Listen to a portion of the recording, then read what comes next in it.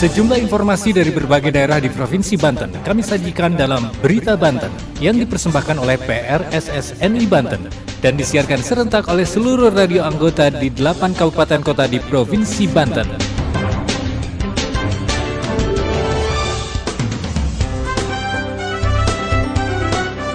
Anda kembali bersama kami di Berita Banten PRSSNI Banten edisi hari ini, Kamis 13 Oktober 2022. Sejumlah informasi dari berbagai wilayah di Provinsi Banten kami hadirkan untuk Anda yang disiarkan serentak oleh seluruh radio anggota di 8 kabupaten kota di Provinsi Banten. Dan inilah sejumlah informasi utamanya. BPBD Kota Cilegon imbau masyarakat untuk waspada cuaca buruk. Banyak menimbulkan kecelakaan, Pemkot Tangerang Selatan berinisiatif tambal jalan berlobang di flyover Ciputat. Pemkab Pandeglang siagakan ratusan petugas guna antisipasi bencana alam di Kabupaten Pandeglang. Wakil Bupati Serang membuka TNI Manunggal Membangun Desa 2022. Bersama saya Aldi Akbar, inilah Berita Banten selengkapnya. Pendengar, Badan Penanggulangan Bencana Daerah atau BPBD Kota Cilegon mengimbau agar masyarakat yang tinggal di lokasi rawan banjir untuk selalu waspada, mengingat belakangan ini kerap terjadi hujan deras. Ada 4 kecamatan yang dinilai rawan banjir, diantaranya Kecamatan Cibeber, Grogol, Jombang, dan Kecamatan Ciwandan. Berikut laporan Ana Silvana dari Radio One Indonesia Cilegon. Badan Penanggulangan Bencana Daerah atau BPBD Kota Cilegon mengimbau agar masyarakat yang tinggal di lokasi rawan banjir untuk selalu waspada, mengingat belakangan ini kerap terjadi hujan deras. Hal ini disampaikan Kepala BPBD Nikmatullah. Dikatakan ada 4 kecamatan yang masih rawan banjir, yakni Kecamatan Grogol, Ciwandan, Cibeber, dan Jombang. Dijelaskan Nikmat, rawan banjir di 4 wilayah tersebut dikarenakan drainase yang tersumbat. Untuk itu, ia mengingatkan agar masyarakat tidak membuang sampah sembarangan yang menyebabkan drainase tersumbat. Sekian berita kali ini, saya Ana Silvana dari Radio One Indonesia melaporkan untuk Berita Banten. Sementara itu pendengar, pemerintah Kabupaten Pandeglang bersama instansi lainnya menyiagakan ratusan petugas untuk mengantisipasi kemungkinan bencana alam di wilayah Kabupaten Pandeglang. Ratusan petugas tersebut melakukan gelar apel siaga bencana di halaman Mapolres Pandeglang. Laporan selengkapnya Jang Tripang dari Radio Ujung Kulon FM Pandeglang.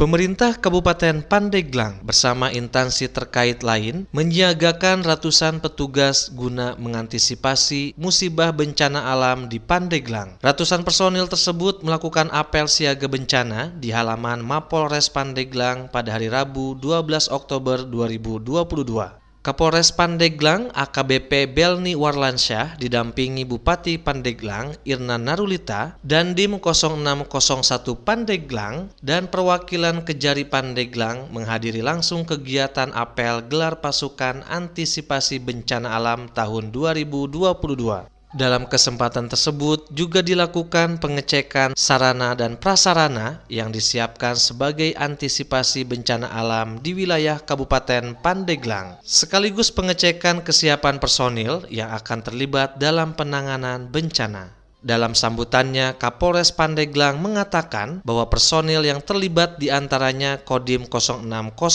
Pandeglang sebanyak 10 orang, Dinsos Pandeglang 10 orang, Satpol PP 10 orang, Dinas Kesehatan 10 orang, BPBD 10 orang, PMI 10 orang, Polres Pandeglang 10 orang, FPRB Pandeglang 50 orang, Dinas Kehutanan 5 orang, dan Kelautan 5 orang dengan jumlah total 130 orang. Belni mengharapkan kepada seluruh komponen masyarakat Pandeglang agar tetap waspada karena menurut data dari BMKG, beberapa bulan ke depan akan terjadi cuaca yang kurang bersahabat. Oleh karenanya, perlu kewaspadaan dan kesiapsiagaan terhadap lanjutan dari curah hujan tinggi yang berpotensi memicu bencana hidrometeorologi seperti banjir, longsor, banjir bandang, angin kencang atau puting beliung, atau ancaman badai tropis lainnya. Di tempat yang sama, Bupati Pandeglang Irna Narulita menambahkan bahwa kegiatan ini selain untuk mengetahui kesiapan anggota yang akan diterjunkan, juga ingin mengetahui alat yang akan digunakan, apakah berfungsi dengan baik atau tidak. Demikian Jang Tripang dari Ujung Kulon FM melaporkan untuk Berita Banten. Berita Banten. Anda masih bersama kami di Berita Banten PRSSNI Banten. Pendengar, karena sering dikeluhkan banyak warga, pemerintah Kota Tangerang Selatan berinisiatif melakukan penambalan jalan berlubang di flyover Ciputat Tangerang Selatan. Meskipun jalan tersebut merupakan jalan nasional dan menjadi kewenangan Kementerian PUPR, Pemkot Tangerang Selatan berinisiatif melakukan penambalan jalan karena khawatir menimbulkan kecelakaan bagi pengguna jalan. Berikut laporan Dinda dari Benz Radio Tangerang Selatan. Terkait adanya banyak keluhan, pemerintah Kota Tangerang Selatan berinisiatif menambang lubang di jalan flyover Ciputat Tangerang Selatan. Meskipun jalan tersebut merupakan jalan nasional dan menjadi ranah Kementerian Pekerjaan Umum dan Perumahan Rakyat atau PUPR. Hal ini dilakukan guna mengantisipasi terjadinya kecelakaan akibat jalan yang berlubang. Wali Kota Tangsel Binyamin Dafni menyampaikan penambalan jalan tersebut telah dilakukan sejak malam Senin. Penambalan ini dilakukan malam hari karena mobilitas kendaraan sudah sepi sehingga proses penambalan cepat selesai.